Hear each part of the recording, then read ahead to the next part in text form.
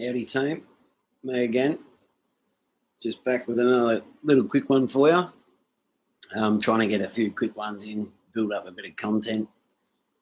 Starting out with nothing feels a little bit, makes me feel insecure. So bigger is better, I always say anyway. So here I am with my first night at Pentridge. Man, it's a long time ago now. My first night at Pentridge, I would have been, only in my early, just 21 maybe. Yeah, 21. Um, my son had just been born.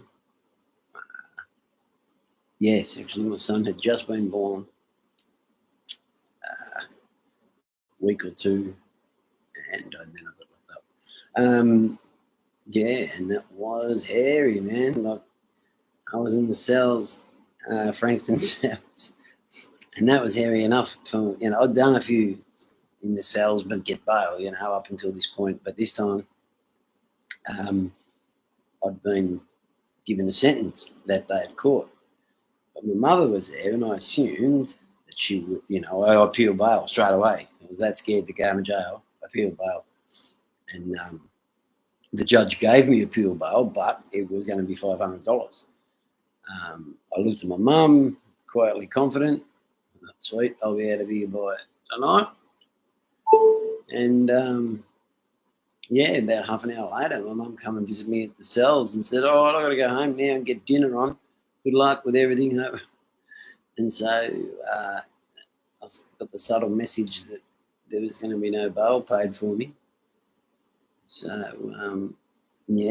anyway, I had some fantastical idea that some fairy angel would turn up over the night, my dad, my best mate, my long-lost uncle, somebody, and pay this money to get me out on bail. And to be honest, had I got out on bail, I would have offended immediately. I was strung out, hung out, so sick, dope sick from heroin that I couldn't make a rational decision if my life depended on it. So my whole idea of getting out was just to get on. So obviously my parents knew that, the judge knew that. I think even my lawyer half by voted for that, by looking back on it. But anyway, I didn't get out. So I'm sitting in the cells that night, and it was the weekend. And the whole time I'm thinking someone's going to show up. At some point, someone will turn up. My grandfather will take pity on me, and it was only 500 of it. I mean, it was 30-something years ago, so probably a couple of grand now or whatever. But it was only 500, and I'm thinking they're going to come and get me. They wouldn't let me go to Pentridge.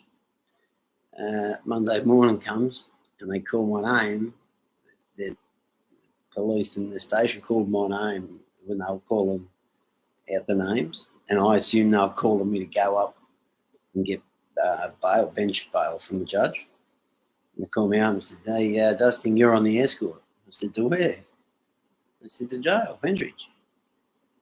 And then I nearly had a heart attack. I said, no protesting. I was, no. I'm waiting I've got to appeal bail. I'm getting out. I'm going home soon. As soon as someone comes to pay it, I'm out of here. And he goes, "Yeah, well, we can let you out from Coburg, mate. Don't worry about it." And so it didn't matter what I said. I was on the bus going to Pentridge and absolutely shitting myself. And on the truck, there was a guy who has obviously done some jail, and he knew it was my first time, so he was really stirring me up. He was really giving me horror stories that you imagine, And so, by the time I got there, I don't know, they took us to a division. It was late. It was night time. All we wanted to do was have a ciggy, but they gave us a packet of ciggies. They gave us a feed, gave us a bit of milk and some brewing gear, coffee and sugar, and sent us off up to ourselves. And as I was walking up, I walked into the D division, and it was like a castle. That was the first time I felt like I'd ever been in a castle. And as I was walking up to the third tier to go right up to the what they used to call the Bronx, the real high turnover. No one looks after these cells, hardly at all, chatty. As I'm walking down there, I hear my name getting called out from another cell. And it was one of my mates from Menzies Ave, a very, very good friend of mine, Darren Gray, RIP mate. Love you, brother. Yeah, he's calling to me and said, "What are you doing here, mate? What are you doing here? You don't come to jail." And so anyway, I got some smokes off him through the eye hole, little peephole that the screws have in the doors, and felt a bit more comfortable about the day. That now I know someone there. Yeah, the next morning I wake up and it's a whole different story. It's all different people. Nothing is from what it looked like last night. Everything looks different. It looks 3 times bigger and 3 times more imposing. And but within the first hour or two, I'd run into a couple of heads that I knew from Dandenong, guys that I'd knocked around with. And that was sort of, look, they introduced me to this guy, to that guy. One of them was a yard billet. And he was introducing to me mates and showing me what rorts he could get. He was like his extra shooter and with the big rorts. Yeah, but it was really interesting, And on my first day there, I was standing at the gate, and one of the other crims, as my friend was introducing me to him, he said, "This is my mate Kama," and I said to the guy, "Oh, g'day, boss. Nice to meet you." And both went quiet. I had no idea, and he said, "You didn't just call me boss, did you?" And the mate's going, "No, he doesn't know. He didn't know what he's mean. He didn't mean it." He goes, "You can't say that. That's what we call it, screws." And I mean, lucky I was behind one of those barred wall doors, gates. Otherwise, the guy probably would have had to put one on me just because I said it in the circle in front of other people. But I was well known enough by some of the guys there that I think I just got off with a warning, more or less. Yeah, but my first night, I had the worst cellmate you could think of. The fella's name was Silliman Crudger. Now that's a name. If you've got the time, look him up. Silliman Crudger. He had a bit of a shootout at the Supreme Court at some stage, and it must have happened 20 years prior to me meeting him. But that's all he talked about for the whole night of my first night in jail. This old Slovenian, I don't know if it's Serb, Czech, whatever, Croat, whatever, but he was Slovenian, and he just would not stop explaining to me how it's not his fault. And I mean, the guy's already done 25 years for shooting 2 people in the Supreme Court or murdering. You know what I mean? That's what had happened. I'm sure if you look it up, I don't know the details off the top of my head. In future videos, when this comes up, I'll have the details on the screen. But for now, if you want to look it up, Silliman Crudger shot 3 in the Supreme Court in Melbourne. It might have been early 80s or somewhere around there. But so I'm in the cell with him all night, my first night, and he's this real angry big guy, and just really ramming it down my throat how innocent he is. And he was, his idea of innocence was he said, "I only shot the dog that was the lawyer," so his wife's lawyer, and he only shot the dog and the dog that was sleeping with his wife. And he couldn't understand why he had to serve so much time. He couldn't get his head around. Like, he thought it was his wife. She'd been sleeping around. Fair enough. And the other guy was trying to stick up for him and defend him. And he was about to lose the case in the Supreme Court. So he pulled out the business and let a couple rip. And 30 years later, I wind up in Pentridge and he's telling me the story like it happened yesterday. So very next morning, I went straight down to the bench and got a cell change. But in D Division in those days, you could be in any cell any night. As I've said in other videos, I'm sure most of you guys know. In those days in the yards, you had to carry your stuff with you in your bag. You could could be in any cell, any day, whatever. So unless you had that Collins Street cell, you were carrying your bags. So yeah, it was always something happening, something weird, and something that totally is unbelievable if you don't see it with your own eyes. I mean, I've heard some of you guys' stories, and I can tell they're true because I know I've seen exactly the same things happen. Just yeah.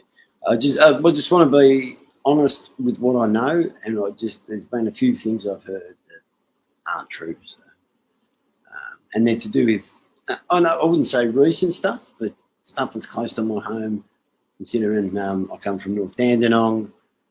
I did most of my jail in Pentridge and early 2000s.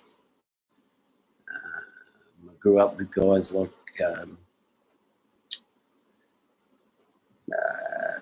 I just grew up with guys who get into lots of trouble, you know what I mean? And they've got high profile. So without saying any names, I mean, I'm sure I will at some point, but I'm not going to sit here and rattle off names.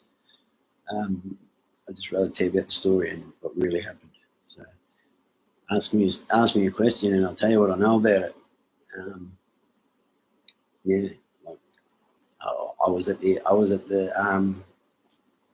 what they called the MRC when Peter Gibb and Archie blew the window out with the cigarette lighters and the detonator and that. So like, I mean, I was in a few I've got a really few. I forget how many funny stories I've got and just random, out of control, crazy stories I've got. If you ask me, prompt me. I know if I'm getting forgetful now in my 50s, but once I get onto the subject, if I was there and if I know anything about it, quite happy to tell you. More than happy to tell you, because I'm sick of hearing people just want to like ram it down your throat, and people they claim that they're being asked these questions, yet being asked questions about things they couldn't possibly know about. People that haven't been to Pentridge shouldn't be answering questions about what life in Pentridge was like. Or, not that they shouldn't be, but I don't know, it just feels a bit like cheap and commercial, it's because, crime, let's talk about crime, people like crime, let's make up a story where, I walked into a cell with 20 guys and, walked out with one black eye, blah, blah, blah, it's all bullshit, mate. No one's walking out of a cell, no matter fucking 3 or more blokes, you go in there, you're not walking out, mate. I don't care who you think you are.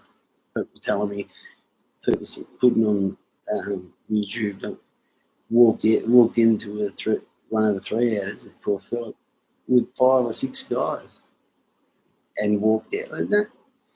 No, I know, mate. But anyway, I mean, if that's what happened, that's what happened.